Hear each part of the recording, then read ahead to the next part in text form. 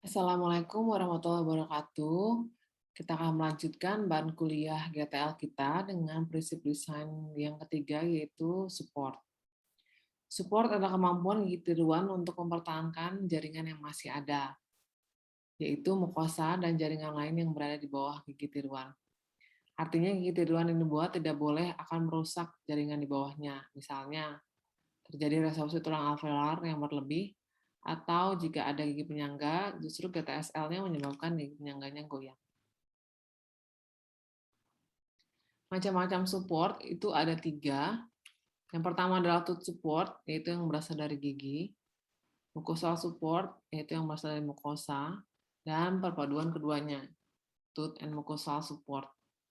Yang terbaik adalah support dari gigi, ya, karena gigi dalam hal ini adalah gigi penyangga mempunyai ligamen periodontal yang bersifat sebagai shock absorber yang akan menyerap daya.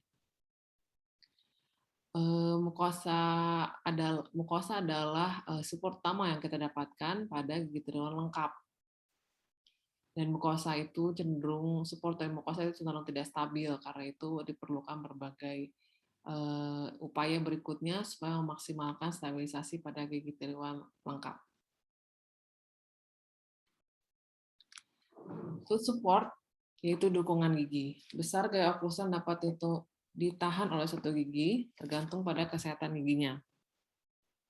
Kesehatan gigi asli itu dipengaruhi oleh faktor-faktor, di mana yang pertama besar, kecepatan, dan lamanya gaya yang akan bekerja pada gigi, status biologis dari ligamen periodontal yang berkaitan dengan penerimaan gaya per hari-hari sebelumnya, umur dan keadaan sistem penderita, dan kebersihan mulut seperti adanya plak, dan lain sebagainya. Mucosal support atau dukungan jaringan. Mukosa sangat baik sebagai pendukung gigi tiruan. Mukosa ini ada di sekitar gigi dan berada sepanjang lengan alveolar dan pada sepertiga langit-langit bagian anterior. Agar tidak terjadi tekanan berlebihan, maka seluruh bagiannya dipakai untuk mendukung, ya, dengan cara melakukan pencetakan dengan muscle trimming untuk mencapai perluasan landasan. Makin luas permukaan mukosa yang melakukan landasan, maka tekanan persatuan elastik itu akan semakin kecil. Dukungan kombinasi yaitu dukungan gigi dan jaringan didapatkan dengan cara mengurangi gaya oklusal, penyaluran gaya oklusal pada gigi penyangga dan jaringan mukosa dengan jalan yang pertama, lakukan pencetakan fungsional. Kedua, penempatan sandaran menjauhi basis sehingga sebagian gaya oklusal akan dibebankan ke mukosa dan sekaligus mengurangi gaya ungkit pada gigi penyangga dan menggunakan stress breaker. Pendistribusian gaya oklusal kepada permukaan dilakukan seluas mungkin dengan melakukan extension base dan menggunakan sebanyak mungkin sandaran oklusal atau indirect retainer.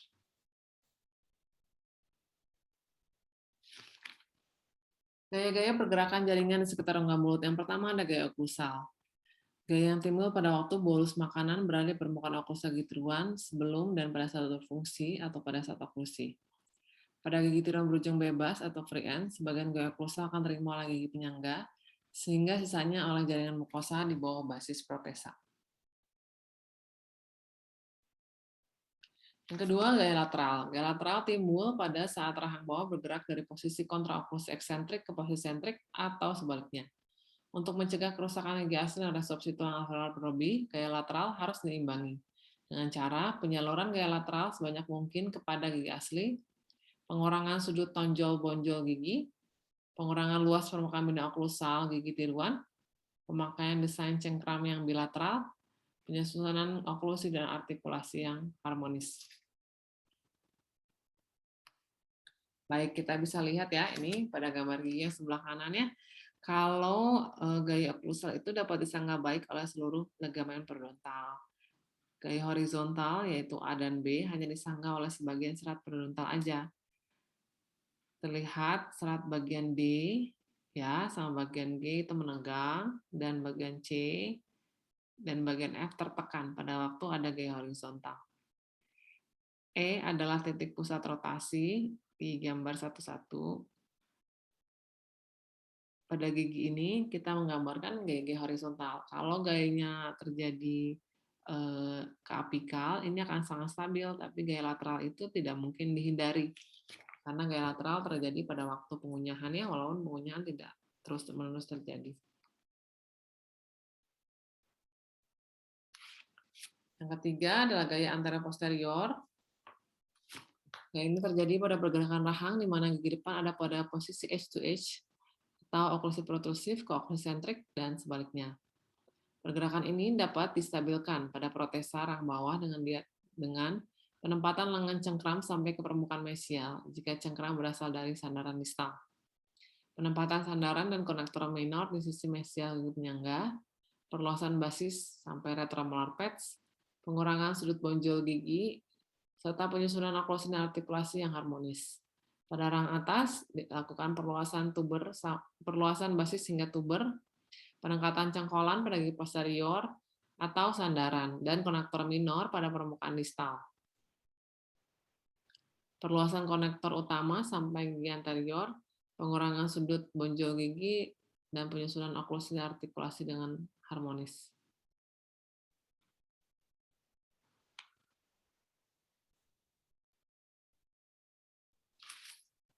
Masalah-masalah yang terjadi pada rahang yang dentulus.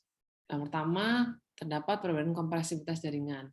Kompresibilitas adalah kemampuan jaringan untuk ditekan. Jika kompresibilitasnya rendah, itu biasa terjadi pada mukosa yang tipis. Jika kompresibilitasnya tinggi, itu pada mukosa yang tebal.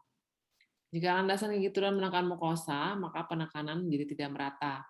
Bagian yang kompresibilitas yang tipis akan tertekan lebih dahulu daripada yang tebal. Gigi tulang bisa goyang karena daerah dengan kompresibilitas yang rendah akan menjadi fulcrum. Foto desain berikutnya adalah arah pemasangan atau path of insertion. Arah pemasangan gigi tulang ditentukan dengan cara surveying model. Tentukan arah yang paling paralel dari seluruh permukaan jaringan pendukung yang terlibat. Jadi untuk menentukan surveying itu, arah pemasangan tidak hanya model diagnostik, tapi model kerja juga kita survei. Kita memilih satu arah pemasangan yang paling paralel ya. Mengingatkan lagi prosedur surveinya, pertama letakkan model di meja model dengan zero tilting, lalu dikunci supaya tidak bergerak. Kita pasang analyzing rod di vertical spindle-nya, lalu dilakukan analisa, menentukan arah pemasangan, dan mencari undercut yang favorable ya, yang paling menguntungkan. Jika tidak ada yang favorable, maka tiltingnya bisa ke posterior, bisa ke lateral, lalu dikunci kembali. Di gambarnya kita bisa lihat ya, tangan kanan memegang horizontal arm, jari-jari digunakan mengatur vertical spindle. Tangan kirinya memegang model. Lalu pada gambar berikutnya ini berarti tiltingnya ke posterior.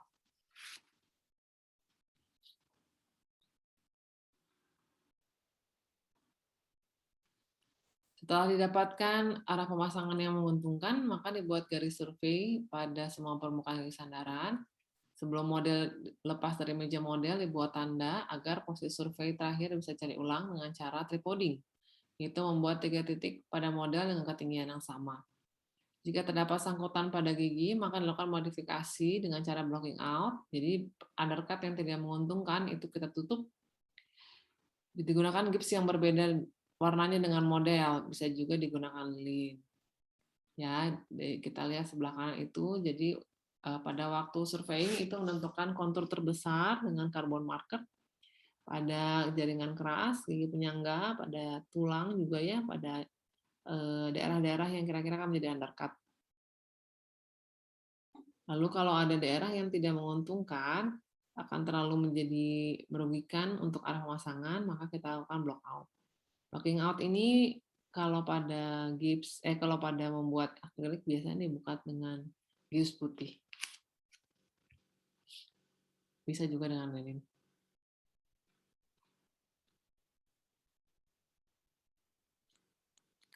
Faktor berikutnya adalah estetika. Estetika adalah kemampuan gigi tulang untuk tindak lama palsu. Yaitu gigi tulang itu harus sesuai dengan kaidah alamiahnya. Faktor-faktor estetika adalah yang pertama, menentukan dimensi vertikal dan lasis sentrik yang sesuai, menentukan support dari bibir dan pipi, menentukan bentuk gigi buatan berdasarkan bentuk wajah, profil, dan jenis kelamin, menentukan warna gigi buatan berdasarkan usia dan warna kulit. Penyusunan giginya harus simetris dengan cara menentukan garis median lebih dahulu. Lalu melakukan kontur gusi, menentukan ukuran gigi anasir, lebar 6 gigi buatan anterior rahang atas berdasarkan garis canine kiri dan kanan, tinggi gigi yaitu cervicoincisal dibuatkan berdasarkan garis insisal, dan high lip line. Inklinasi gigi sesuai dengan inklinasi normal gigi yang tersisa. Menentukan dimensi vertikal dan laksisentrik. Jika dimensi vertikal terlalu tinggi, otot ekspresi wajah akan tegang dan bibir tidak menutup sempurna. Jika terlalu rendah, ekspresi wajah akan terlihat tua. Bibirnya terlihat tipis, sudut mulut turun dan melipat, gigi kurang terlihat seolah tidak bergigi. Menentukan support bibir dan pipi. Jika dukungan bibir tidak tepat, maka akan terlihat cekung dan keriput. Dukungan bibir yang adekuat, maka tampilannya akan lebih baik. Nah, dukungan bibir dan pipi ini tidak hanya ditentukan oleh giginya saja, tapi juga ditentukan oleh landasan kamu. Jika landasan kamu kira-kira masih kurang membentuk profil yang baik, maka bisa ditambah. Demikian juga kalau kira-kira terlalu terlihat protrusif atau tampilannya terlalu profilnya terlalu cembung, maka bisa dikurangi. Sehingga bibir dan jaringan lunak mendapatkan support yang tepat.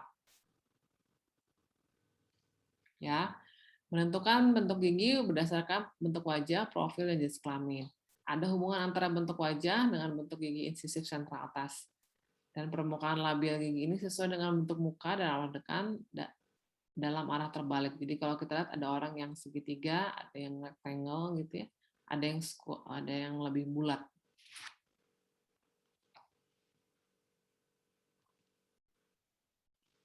Profil wajah dilihat dari arah samping atau sagital, bisa cembung, lurus, ataupun cekung. Untuk penyesuaian bentuk labial gigi depan, kita lihat dari arah proksimal. Bentuk gigi wanita relatif lebih banyak lengkung atau bulatan, sedangkan pada gigi pria lebih banyak kesan lebih kotak, persegi, lebih tegas. Menentukan median line agar penyusunan giginya simetris. Ya, harus diingat-ingat batas tengah wajah dan batas tengah rahang ditentukan di dalam tanggul gigitan dengan membuat lekron yang dipanaskan, membuat raan pada bagian labial sehingga garis median terlihat dengan jelas.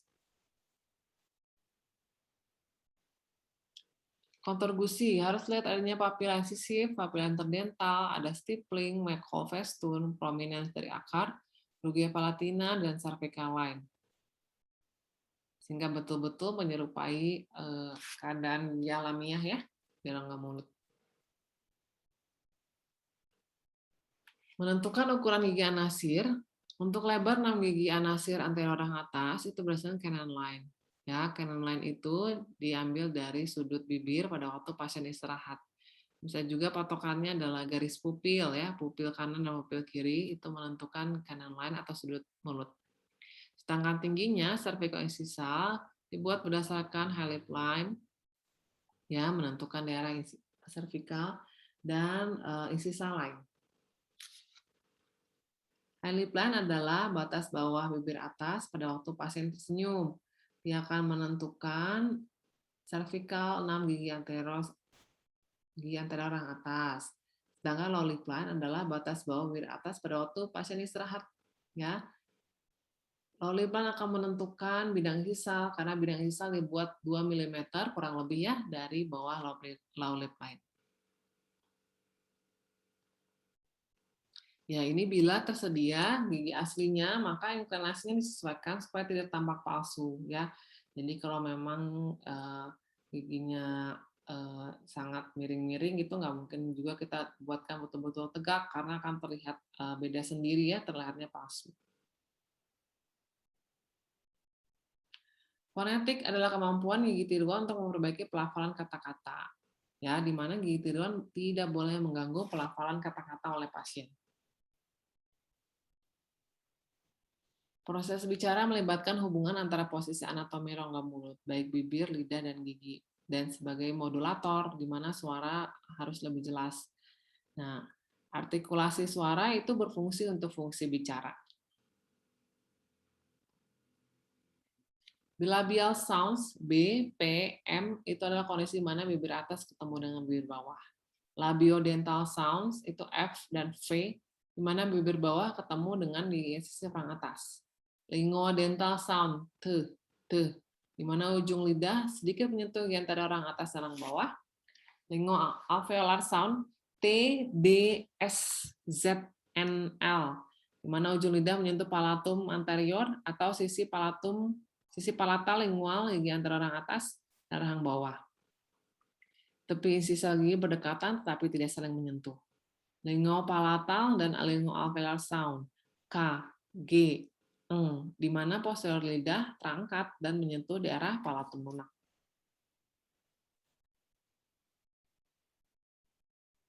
Ya, ini kalau kita lihat baik-baik, jadi pada fisiologi manusia untuk berbicara, posisi otot, posisi gigi itu menentukan kejelasan pasiennya bicara.